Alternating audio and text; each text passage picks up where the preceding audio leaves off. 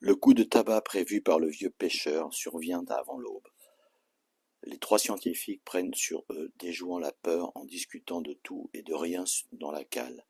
En fin de journée, ils atteignent enfin Motuma'a, Auckland Island, cet archipel en forme de clé qui leur donne un accès à la liberté.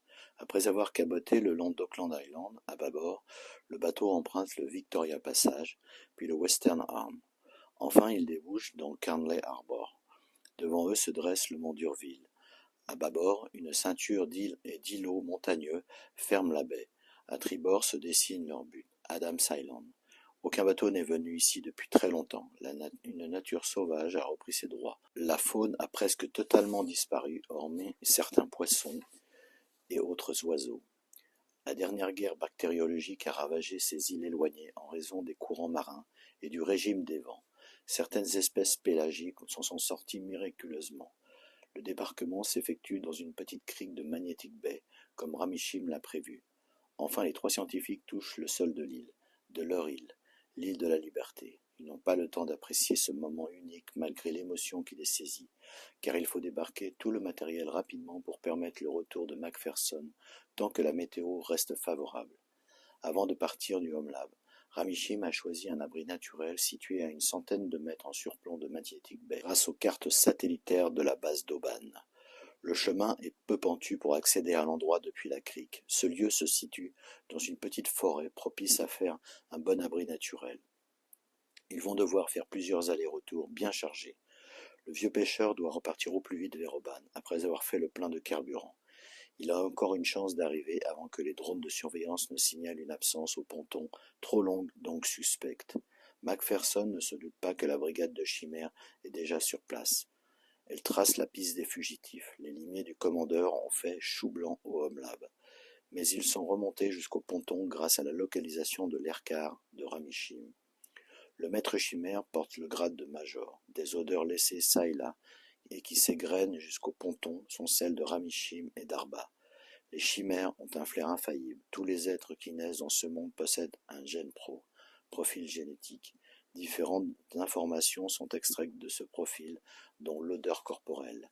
Elle va servir de marqueur personnel unique pour le flair déguisé des chimères. Ces créatures issues du croisement de l'homme et du chien, en plus d'être réellement effrayantes, ont d'incontestables qualités. Force physique, vélocité, endurance, flair, mâchoire féroce. Les chimères sont néanmoins non dénuées d'une certaine intelligence. Bien entendu, elles doivent être encadrées et commandées avec force. Ces créatures ne sont employées que pour défendre la loi et représenter la violence légitime. La plupart du temps, elles sont parquées dans des appartements encagés au sein de la brigade. Le maître chimère les commande par un langage particulier et des signaux manuels. Macpherson fait un ultime signe de la main du poste de pilotage de son bateau. Au revoir, mes chers amis. Bon vent. Les trois scientifiques crient à l'unisson. Au revoir, Julius, et merci pour tout. Ils savent que Julius Macpherson, descendant d'Irlandais et d'Écossais, ne parlera pas. Fier, courageux, loyal, fidèle, il n'a jamais parlé, même prisonnier aux mains d'ennemis cruels, comme durant les 7 guerres. Il repart le cœur plein de nostalgie. Il pense à sa compagne morte d'une saloperie de maladie encore invaincue. Il y a déjà longtemps, trop longtemps. Il en a assez vu désormais. Il souhaiterait bientôt finir dans cet océan qu'il chérit tant, dans un grand cuveau d'indigo. Arba, Ramishim et Mea sont désormais livrés à eux-mêmes. Ils n'ont aucun moyen de retour possible ni aucune autre échappatoire. Ils ne visent désormais qu'un seul but, la réussite du projet Zealandia. Ils espèrent qu'Esrim et Sheva pourront les rejoindre le plus tôt possible. La première étape consiste à installer leurs habitations et organiser l'approvisionnement en nourriture. Ensuite, il leur faudra installer un labo et remonter Ubiquity et Reconstructor. La tâche s'annonce longue avant de pouvoir vraiment débuter le projet. La vie sera rude et les conforts spartiates sur l'île. Ils le savent et l'acceptent comme le prix à payer pour gagner leur liberté. Rien n'est plus important pour eux. Une nouvelle vie commence dans ce milieu certes hostile, mais naturel.